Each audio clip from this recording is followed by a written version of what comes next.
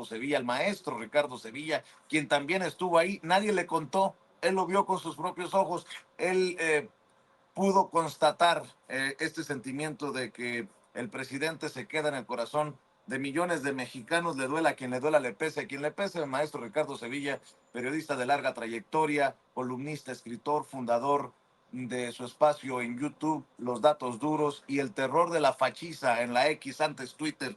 Obviamente orgulloso miembro de esta familia sin censura. Querido Ricardo, ¿cómo estás? Te mando un abrazo. Estoy muy bien, mi querido Vicente, público memorioso. La verdad es que muy exultante. Tuvimos la oportunidad de desplazarnos efectivamente hasta el Zócalo capitalino el día de ayer a presenciar, pues con nuestros propios ojos y escuchar de viva voz al personaje principal de esta fiesta, digamos, de despedida para el presidente López Obrador. ¿Quién es el principal protagonista de esta fiesta? Pues indudablemente el pueblo de México. Y ahí estuvimos en este sexto y último informe de gobierno del presidente López Obrador. Marca, Vicente, un momento absolutamente significativo, no solamente en la administración del propio López Obrador, sino en toda la historia de este país, a pesar evidentemente de todas estas críticas sin sustento de la oposición. Ahí estuvieron, tú lo viste también, lo acompañaste, hiciste entrevistas, platicaste, conversaste, hiciste tu recorrido habitual, siempre sin censura. Miles de simpatizantes estuvieron congregados ahí en el corazón de la Ciudad de México, en el Zócalo capitalino, para respaldar al presidente López Obrador. Yo diría, ya sin miedo a expresarlo, el presidente hasta ahora más querido en toda la historia de este país.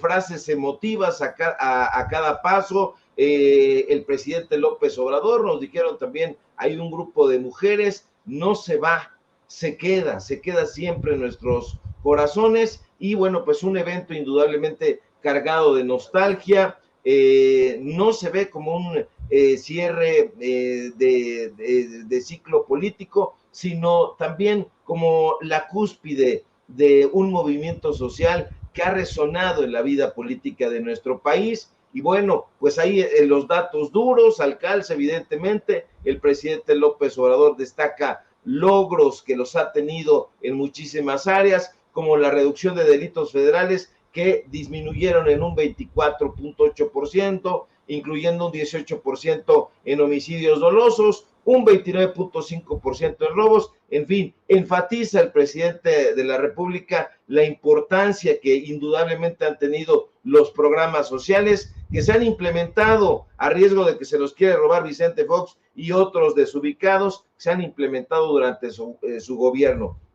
Esto es muy importante resaltarlo, enfatizarlo. ¿Por qué? Porque el presidente López Obrador desde el comienzo de su gestión buscó atender las necesidades de los sectores más vulnerables de la población. Ahí no hubo engaño, siempre se dijo, por eso había un cierto recelo por parte de la llamada clase media, de los aspiracionistas concretamente, porque se dejaban emponzoñar el oído por los comentócratas. Decían, es que no ha volteado a vernos a nosotros, y es que el presidente López Obrador, desde el comienzo de su administración, y diría yo, Vicente, desde antes en la campaña, antes de llegar ahí a Palacio Nacional, dijo, yo voy a buscar atender las necesidades de los sectores más vulnerables de la población, de los que menos tienen, y bueno, se ha logrado con pues con un gran enfoque, la austeridad, el combate a la corrupción,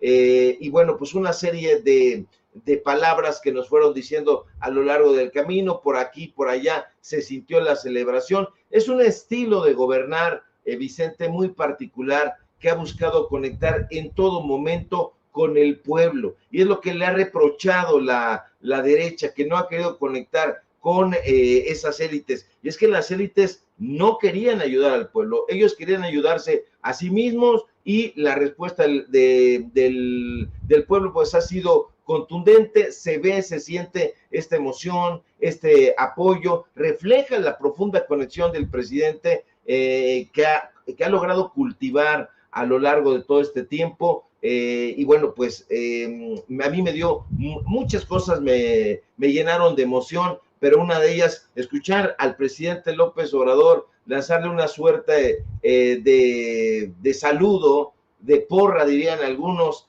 a la próxima presidenta, Claudia Sheinbaum. Presidenta se escuchó por ahí. En fin, no se va el presidente Andrés Manuel López Obrador, Vicente, se queda, deja una profunda huella en el alma, en el corazón del pueblo de México, dirías tú, le pese a quien le pese. Así es, mi querido Ricardo Sevilla.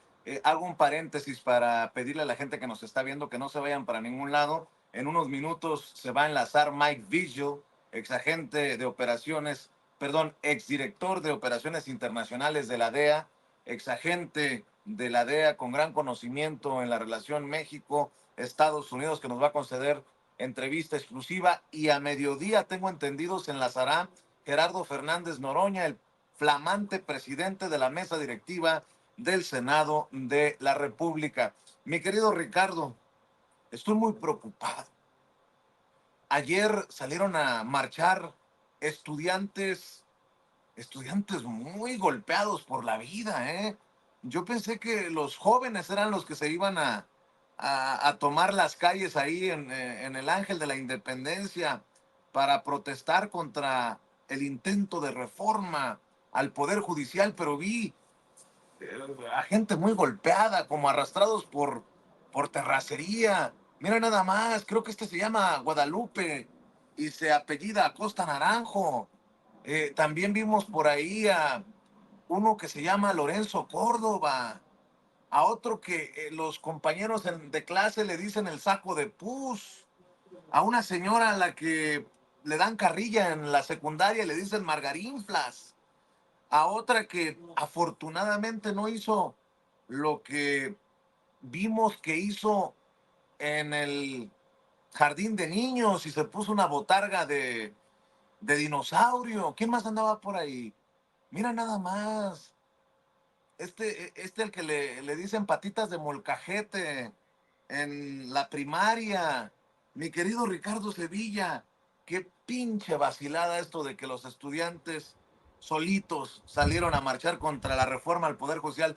Nótese mi sarcasmo, con mucho respeto para los que sí salen a marchar por convicción. Lo de ayer no fue una marcha de estudiantes, fue otra marcha del PRIAN, salvo que tú tengas otra opinión, Ricardo. No, para nada, aciertas en todo lo que dices, mi querido Vicente. Ahí vemos al Patitas de Molcajete, este personaje que tiene las patas cortas y las ideas cortas también. Desafortunadamente, pues sí, efectivamente hay algunos personajes, algunos alumnos que se dejan manipular, como bien apuntas, dicen tener convicciones, no las tienen. La realidad es que los alumnos, varios, no todos, pero sí una buena cantidad, desafortunadamente, de alumnos de la Facultad de Derecho apoyan a la reforma al Poder Judicial por una sencilla razón, Vicente. Esa facultad está tomada por la derecha, lo hemos documentado una y otra vez, porque a lo largo, ya podríamos decir, de años, sí, de años, por lo menos un par de años, investigando y realizando reportajes sobre las corruptelas de la UNAM, nos hemos acercado, o se han acercado también varios profesores, varios alumnos, personal administrativo de esa facultad, del Instituto de Investigaciones Jurídicas de esa casa de estudios, que van de la mano y se han acercado a nosotros para decirnos una y otra vez que ahí se anida una élite dorada. Lo sorprendente es que estos personajes todavía están enquistados ahí, se dejan manipular o manipulan a los alumnos, que eso es lo más preocupante. Hay que llamar la atención una y otra vez sobre este tema, porque ahora que está, digamos, lo más latente posible esta discusión a la reforma del Poder Judicial, pues aquí hay personajes que están enquistados en la UNAM, pero no forman parte de la comunidad universitaria. Han estudiado en universidades privadas, en universidades extranjeras. Ahí está invadido de personajes que han llegado directamente del ITAM, del CIDE, de la Ibero, ocupan los cargos de más alta relevancia burocrática en la UNAM y lo hemos revisado aquí en Sin Censura, el directorio de la Facultad de Derecho, del Instituto de Investigaciones Jurídicas, pues uno se percata perfectamente que es una cueva, digámoslo, de itamitas, y bueno, ahí está, la hemos denunciado también, Mónica González Contró, que nunca estudió en la UNAM, que es la actual mandamás del Instituto de Investigaciones Jurídicas, que en algún momento fue la abogada general de la UNAM en épocas de Enrique Graue, y que tuvo que salir por pies porque pues hubo ahí una muerte justamente en la UNAM, y bueno, es algo que no se quiere recordar. Entonces, mucha gente dice, no, sí son estudiantes, no lo son, desafortunadamente, Vicente, en su mayoría, son estos personajes vinculados a Claudio X González, y hay gente que dice, bueno, efectivamente, Ricardo, la UNAM se derechizó, como tú dices, pues completamente. Vea usted ahí, le digo, los directorios, tanto de la facultad como del Instituto de Investigaciones Jurídicas, y habrá también quien se pregunte, Vicente, oye, pero si un profesor o una profesora tienen inclinaciones de derecha, ¿a poco sí influyen en un alumno? Bueno, a mí la pregunta me parece necia, me parece incluso hasta estúpida, pero la respuesta es categórica. ¿Por qué? Por supuesto que sí influyen, Vicente. Desde luego que la ideología política de la Facultad de Derecho, que es de derecha, influye significativamente en las decisiones, en las posturas adoptadas por los estudiantes, por los propios académicos. ¿Por qué? Porque esa influencia se manifiesta en varios niveles, desde la formación teórica hasta la práctica profesional, y está relacionada para bien o para mal, en este caso yo diría que para mal, con el contexto social y político del país. Y a pesar de que se diga que la Facultad de Derecho ha sido históricamente un bastión donde convergen diversas corrientes ideológicas, la verdad es que no. Lo cierto es que hay un predominio, y siempre lo ha habido, de enfoques conservadores o de personajes de la derecha que indudablemente, al tener una cátedra ahí, modelan la manera en que los futuros abogados podrían interpretar y aplicar el derecho. Y eso es muy importante porque esto se relaciona con la idea de que el derecho no es neutral, aunque debería ser neutral si tú tienes un profesor de derecha conservador que te está todo el tiempo inoculando una postura, pues evidentemente te vas a ir de ahí impregnado, y poco a poco vas a ir moldeando los intereses personales a los intereses de grupo, en este caso a los intereses de la derecha dominante. En cuanto al tema de los participantes, pues ya lo ve, lo preguntábamos ayer justamente en la red social, ¿son fósiles? Bueno, Fernando Belauzarán sí fue un fósil de la Facultad de Filosofía y Letras, porque siempre está señalando eso, pero son personajes longevos, los mismos de siempre, los políticos ramplones, los comentócratas que intentan verle la cara al pueblo de México, y el pueblo de México ya no se deja ver la cara, el pueblo de México ha cambiado, y eso no lo quieren entender estos pasguatos desbrujulados. Por cierto, Ricardo, no solamente los estudiantes de ayer se pronuncian contra la reforma al Poder Judicial, hay estudiantes que se posicionan por la reforma, a favor de la reforma al Poder Judicial. Estudiantes y consejeros de casi todas las universidades públicas del país se han manifestado con este desplegado que le va a presentar el querido don David, que además lo publicó el querido Eric Gutiérrez, fundador y director de Sin Línea MX. Y bueno, pues enhorabuena. La pluralidad en democracia, pero no solamente se deje llevar se vaya con la finta de lo que dicen en la oposición, de que todos los estudiantes, de que todas las universidades están en contra a la reforma al Poder Judicial, y creo que en ese sentido, para eso también servimos los medios independientes, para poder darle una claridad o al menos la otra parte de la verdad que no le comparten, que no le dan en los medios tradicionales. Y de hecho hay que mencionar algo que también repudiaba Félix Salgado Macedonio en la entrevista que nos concedió ayer en el Zócalo, querido Ricardo Sevilla, estos jueces que paran su paro, si me permiten la expresión, para autoampararse contra la discusión de la reforma al Poder Judicial en la Cámara de Diputados. Y hay una jueza que ordenó pausar esta discusión de la reforma porque está a favor de las empresas. Y ya veo también a los Alitos Moreno, pues, acatar lo que dice el Poder Judicial, entrometiéndose en las labores del Poder Legislativo. Dice Alito Moreno: he tomado la decisión ayer de que las diputadas y diputados federales del PRI se retiren del recinto legislativo debido a la existencia de 2 suspensiones que afectan el proceso de reforma judicial. Nuestra bancada no será parte de este atropello. Por eso abandonamos el pleno, para evitar cualquier acto de desacato y garantizar el respeto a las resoluciones judiciales. Más aún, escucha a Rubén Moreira, el exgobernador priista de Coahuila, hoy uno de los líderes del PRI, de lo que queda del PRI, en la Cámara de Diputados. Creemos que es una autoridad legalmente constituida. Nosotros creemos que no podemos ir a una sesión de debate del dictamen porque hay 2 suspensiones de 2 jueces. Y por lo tanto, le aviso que nosotros nos vamos a retirar. Al rato hay forma de platicar, va a haber mucho tiempo, no se preocupe, compañera. Por cierto, hombre, al rato, mire, todos somos mexicanos, no somos enemigos. Y si usted cree que somos enemigos, recuerde que no hay enemigo pequeño, ¿de acuerdo? ¡Bravo! Gracias, señor presidente. Nos retiramos de esta sesión porque 2 jueces dijeron que había suspensión con la misma legitimidad que el Tribunal Electoral. Gracias. Después discutimos, no se me aloquen.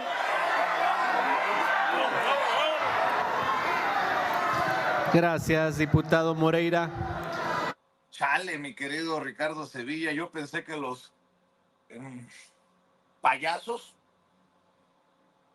estaban nada más en el Senado y en el PAN, pero ya vi que en el PRI también se les da por imitar a sus compañeros de alianzas putrefactas. Entendió el que entendió, Ricardo Sevilla.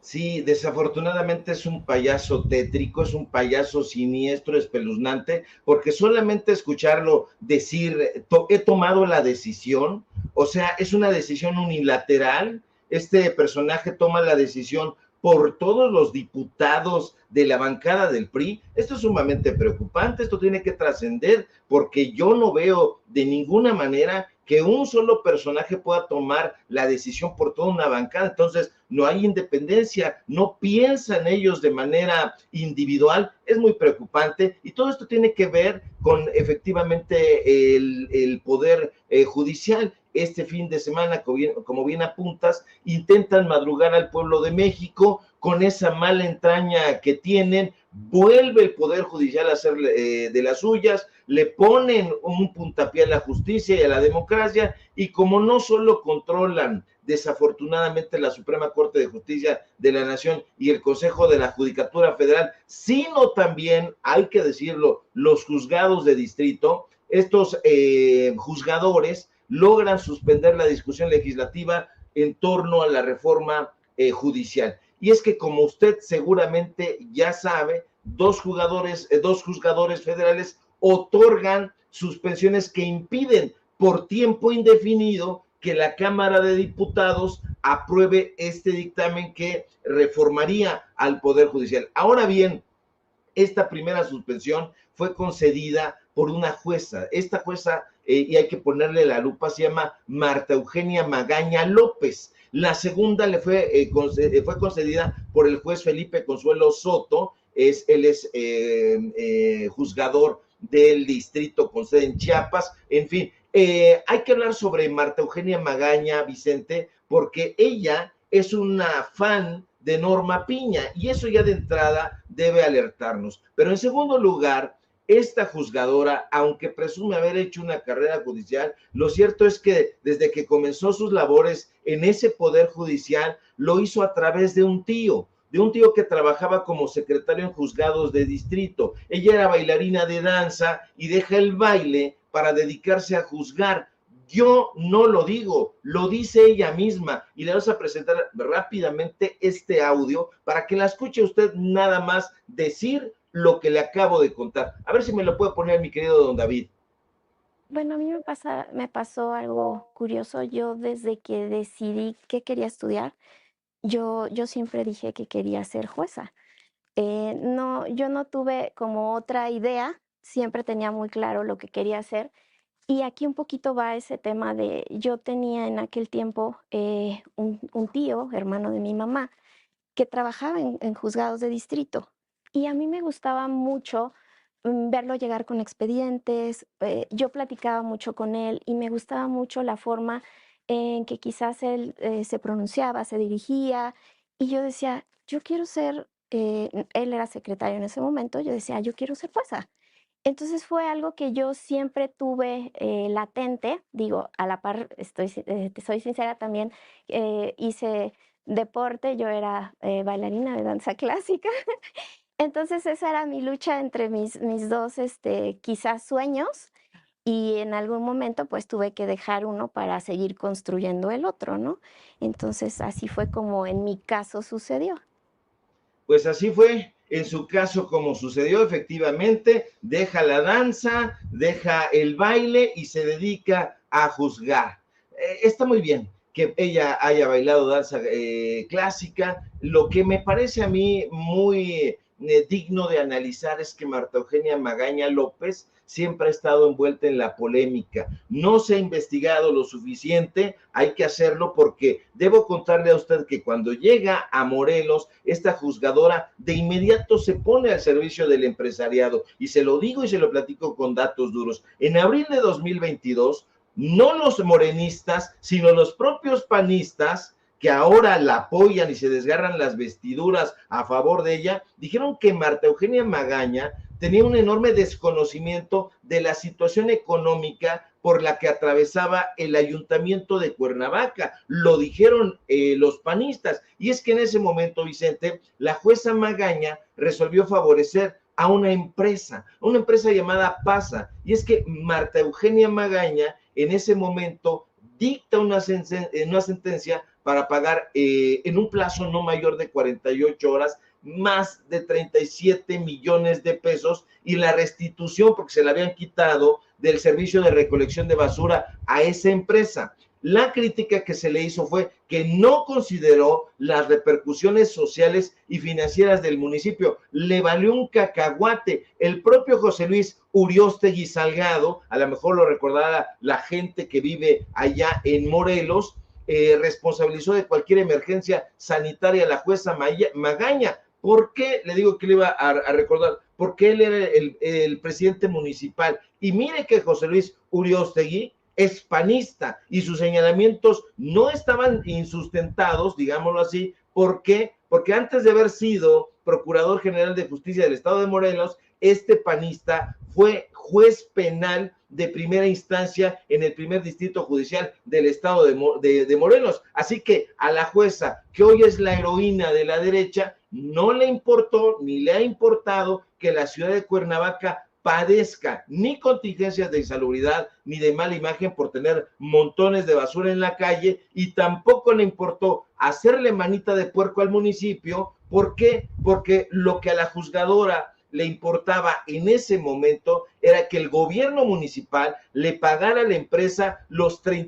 más de 37 millones de pesos que demandaban, y que además la restituyeran, y se salieron con la suya. Así que esta es la nueva heroína de la derecha, y sobre el otro juez ya estamos poniéndole la lupa y le vamos a presentar, por supuesto, datos duros.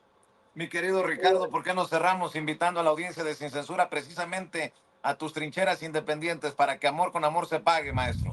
Claro que sí, mi querido Vicente, público memorioso. Síganme, por favor, en mis redes sociales, en X, @Sevilla Crítico, en Facebook, Ricardo Sevilla, así nada más, en Paralelo 24.mx, donde ejercemos el periodismo de investigación, a lo mejor ya medio pasado de moda en la derecha, pero nosotros así le seguimos. Y por supuesto, aquí en la familia Sin Censura, donde somos orgullosamente miembros. Te mando un fuerte abrazo, querido Vicente, y estamos pendientes a la información.